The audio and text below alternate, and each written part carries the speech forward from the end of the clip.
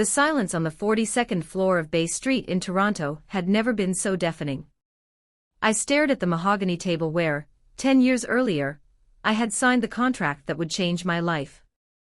But today, the pen in the bailiff's hand felt like a dagger. "Miss Sterling, you have 1 hour to remove your personal belongings."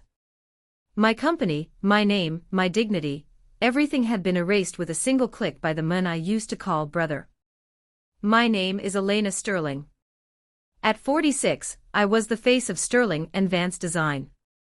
For years I braved the Ontario cold while building an empire in sustainable architecture. I had the perfect house in Oakville, a husband who supported me, and blind trust in Marcus, my partner. We were unstoppable.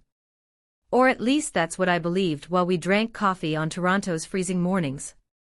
The collapse wasn't loud. It was an email. A transfer of funds to an account in the Cayman Islands, and a fabricated statement accusing me of financial misconduct. On a Tuesday morning, Marcus didn't just steal the capital, he stole my reputation. I was thrown out of my own company under looks of contempt. The board members, men I had dined with for years, wouldn't even meet my eyes. 3 months later, the divorce came like a domino effect. My husband couldn't handle the pressure of the debts and the public scandal. I found myself in a small rented apartment in Hamilton, surrounded by cardboard boxes and the smell of dampness. I, who used to design mansions, could no longer afford the heating. The Canadian winter had never felt so cruel. I was alone. Broken. Invisible. It was while standing in line at a food bank that I met Sophie. A 9-year-old girl wearing a coat far too worn for the December cold, holding the hand of her sick grandmother. Sophie looked at me and said, "You look like a queen who lost her crown. But queens still know the way back, don't they?" That sentence, coming from a child who had nothing, struck me like thunder. I started from zero.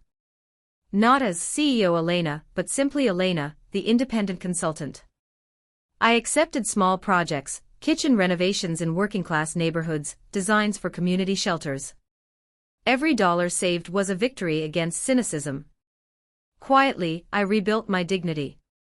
I realized that Marcus had taken the money, but he would never take my talent.